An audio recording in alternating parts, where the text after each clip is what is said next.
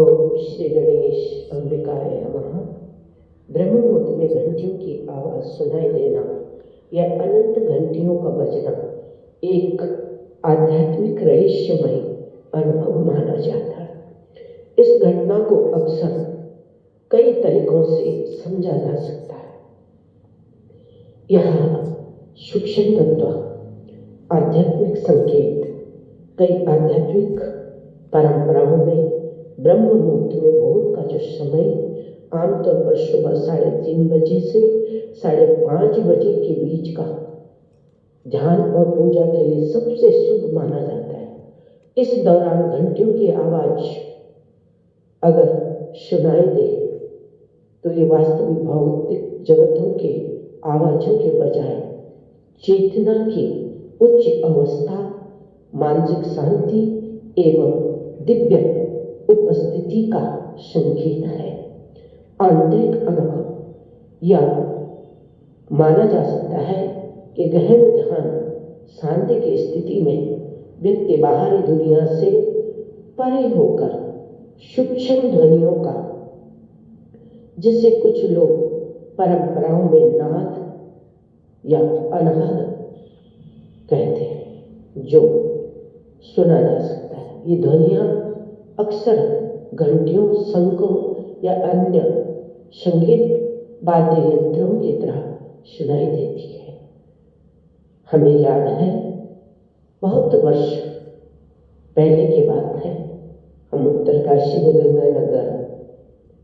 गंगा घाट पर गंगा जी की सनसनाती हवा, हमारे कुटी के बाहर कोई घर नहीं था, सीधे गंगा जी थी आंगन में। तो वहां पर जो हमने ध्वनि सुनी थी, वहां पर अनेक सारंगी, सितार, तानपुरा इत्यादि के विहंगम दृश्य देखते हुए स्वर्गलोक जैसे लोग कल्पना करते वह स्थान देखा। वहां अप्सराएं नाच रही थी, लोग ध्वनि कानों में पड़ रही थी।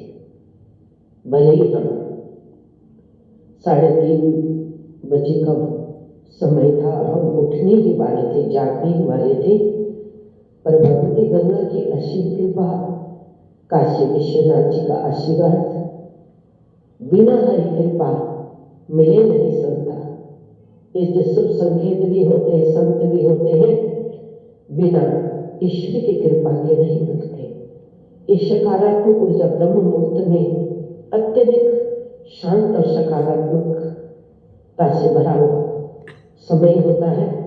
ऐसे ध्वनियाँ अनुभव करने वाले लोग इसे अपने जीवन में किसी सकारात्मक बदलाव, आध्यात्मिक प्रगति या दैवीय आशीर्वाद के शब्द मानते हैं। यह एक व्यक्तिगत आंतरिक और आध्यात्मिक अनुभव है जो मनुष्य की आस्था, उनकी ध्यान की गहराई को समझने में मदद करता है कि वास्तव में श्री जी धन्य है जो इस अनुभव को अपने जीवन में करती आई है। आगे जो एक और दृश्य है उसके बारे में हम आपको बताएंगे। ये सत्य है, नित्य है।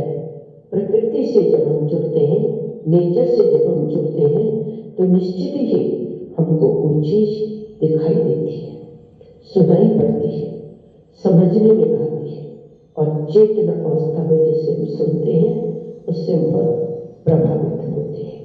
जब जिस दिन हमने घंटियों की आवाज सुनी तो कई देर तक वो आवाज सुनते ही रह गए। तत्पश्चात उत्तर चेतना में वृद्धि हुई कि कहाँ पर बैठे हैं, कहाँ पर लेटे हैं, कहाँ पर खड़े हैं। तब शरीर का ध्यान आया कि वास्तव में यहाँ पर कोई था। ये घंटियों की आवाज, ये घंटियों की सुंदर सुरीली ध्वनि मन को, अंतस्थल को शांति, संतोष, तृप्ति देकर गई। भगवान केदारेश्वर का, काशी विश्वनाथ जी का, बागेश्वर का, नागेश्वर का, गोपेश्वर का, रामेश्वर का,